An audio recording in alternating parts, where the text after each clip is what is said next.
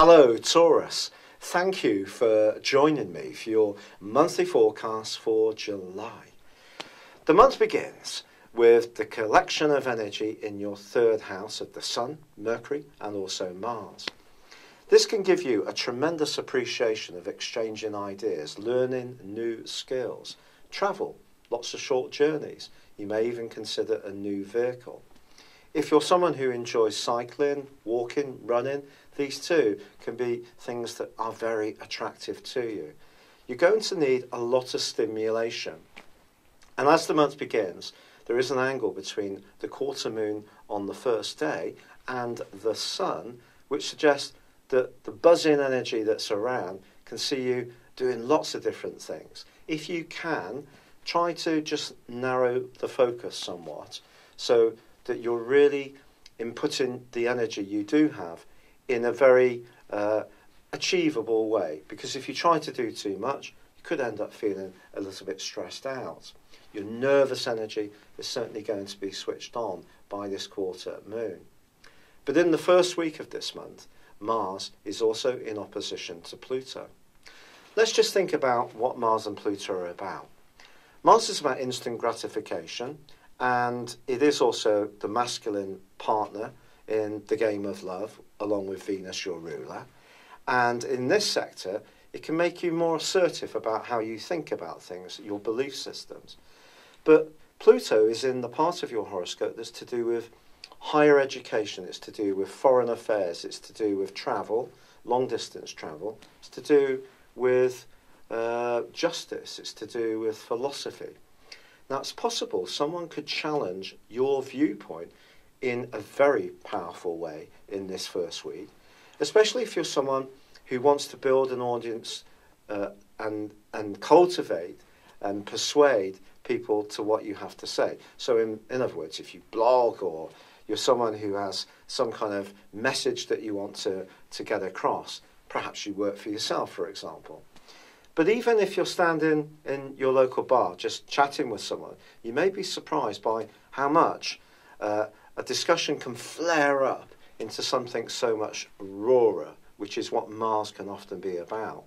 Now, Pluto is about passion, it is about transformation, it is in the ninth house potentially about truth. It can also be about sex, but it also can be about secrets. And you may find yourself having a discussion in this first week where either you can say something that's quite revelatory to someone else, or they could to you. So if you do get into some kind of big discussion in this first week, just be mindful that this could really blow up and almost burn magnesium white very quickly. So it could get that hot. Just be conscious of that. However, there is a fantastic event for you which occurs on the 5th when Venus, your ruler, moves into a superb location and is going to be giving you the opportunity to improve your financial lot in the following 28 days. Venus in this area can also see you enjoy the more sensual pleasures that it would be a very rare Taurus that didn't normally appreciate. And that could be a little bit of luxury. It could be fine foods, could be some really nice wine, going out to dinner, could be more sensual connection with someone, but it's certainly lovely.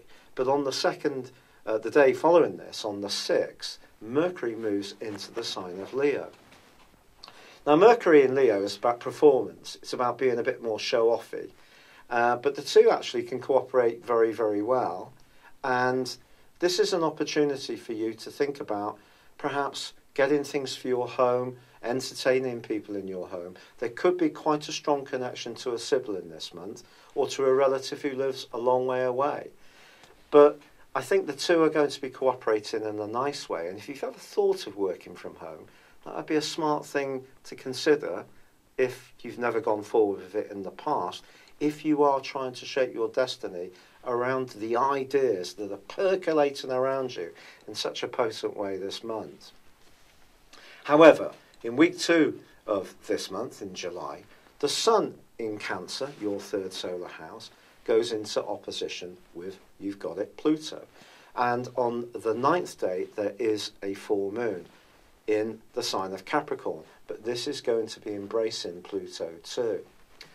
This suggests that your feelings, especially about a point of principle, something that you really feel very strongly about, and it could be about your need to have some personal freedom, to have your voice, something that is very important to you in terms of an idealistic part of your nature.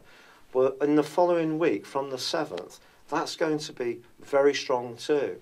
But you may encounter someone who has just an evangelical point of view as you, and that's where the problems could start. You have a reputation of being quite stubborn. Is that really true? I think it's more that if you make your opinion about something, because you are a fixed sign, it won't necessarily easily change. But we've all met people where we didn't necessarily like them to begin with, but they do grow on us. Or there can be people we instantly like, and we usually stick with that, but not always. So I think staying open-minded and fluid is very important this month.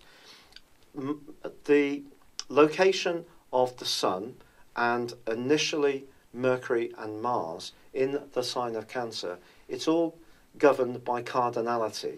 Also, Pluto is governed by cardinality. What does this mean? Well, it means it's about leadership. It's about action. So your desire to see through your ideas is going to be very strong. If someone else sees it very differently, that's when the battle lines can be laid. Now, there is a quarter moon which occurs also on the 16th. And this occurs in a very psychological part of your situation. And something could come into the open that you're not expecting, which could prove to be a little uncomfortable. However, all this gives you an opportunity to think very much about your ideas, and there may be a situation where you feel you won't want to back down, even if someone does surprise you or puts you on the back foot a little bit, which I think is possible in week 3. But then you could surprise yourself by how outspoken you could be, especially if you've been keeping your counsel for a very long time over a point of fairness and perhaps putting up with an unjust situation. And I think the need to ventilate your feelings around this could be extraordinarily strong this month. Now, by the 21st, Mars moves into the sign of Leo. But there's also a new moon in this sector on the 23rd when the Sun moves into this area as well. This is your chance to think about where you live, how you live there, and who with. All sorts of home issues are going to come into focus. The 26th, however, sees Mercury move into Virgo, which is excellent for you. This is one of its 2 home zones, but it's also your sister Earth sign. This is about creativity, self-expression, and it's a great place for Mercury to be. However, Venus, your ruler, is blocked and challenged by Saturn from the 22nd to the 26th.